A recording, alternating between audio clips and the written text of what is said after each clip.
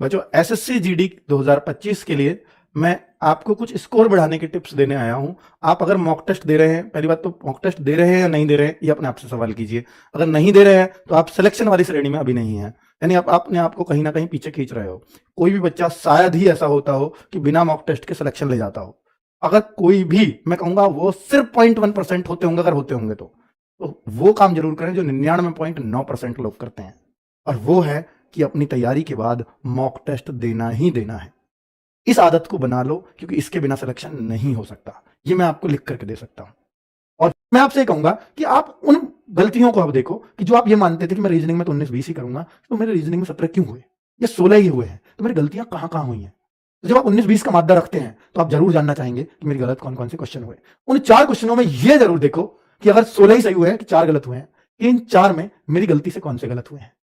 क्या मैं इनको सही नहीं कर सकता था? तो अब अगर सही कर सकता था, ये गलत क्यों हुए? तो मैं यहां पर क्या सोच गया था जो मुझे आगे नहीं सोचना है। और ये गलती जो हुई है, इसको दोबारा रिपीट नहीं करूंगा नेक्स्ट मॉक में कभी भी। मैथ में जो मुझसे आता था, ऐसा मेरा कौन सा गलत हुआ, उसको जरूर चेक करिए और कोशिश करिए भाई ये गलत क्यों हुआ, मैंने उस समय क्या सोच लिया। ये अगर सेम डे एनालिसिस कर रहे हो तो आपको याद आएगा कि हाँ मैं ऐसा सोच गया था, मुझे याद आ गई ये बात। ये लेकिन उसी दिन याद रहेगी। अगर आप 2 दिन बाद चेक करोगे याद नहीं रहेगी। उस दिन हमें याद रहता है कि जब मैंने पेपर कर रहा था तो मेरे दिमाग में ये बात आई थी, तो ये बात आई थी, इस वजह से ये गलत हुआ था। तो अब मुझे वही करना है कि ये गलती, यानी मुझे ये कभी ऐसा नहीं सोचना जैसा मैं सोच गया था, और अगले टेस्ट में ये नहीं होने दूंगा।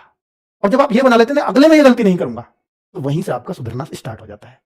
आता हुआ प्रश्न अगले टेस्ट में गलत नहीं होने देना। इस बार 5 आते हुए गलत हुए, चेक करना खुद को। ऐसा मिलेगा आपको कि 7 गलत हो गए आते हुए, 8 गलत हो गए, इस बार 5 हो गए, अगली बार 6 ना हो जाए, 4 जरूर ले आऊंगा।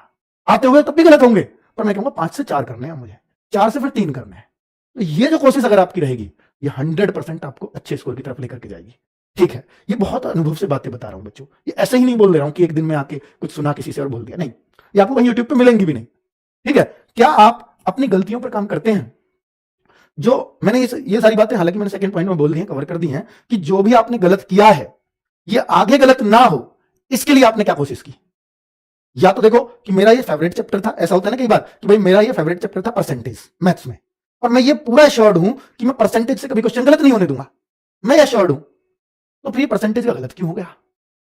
अच्छा, तो इसमें ये गलती की थी, यानी ये चीज मेरी ये टाइप अभी वीक है, इसको मुझे थोड़ी प्रैक्टिस और कर लेनी चाहिए। ये होती है अपनी गलती में प्रैक्टिस।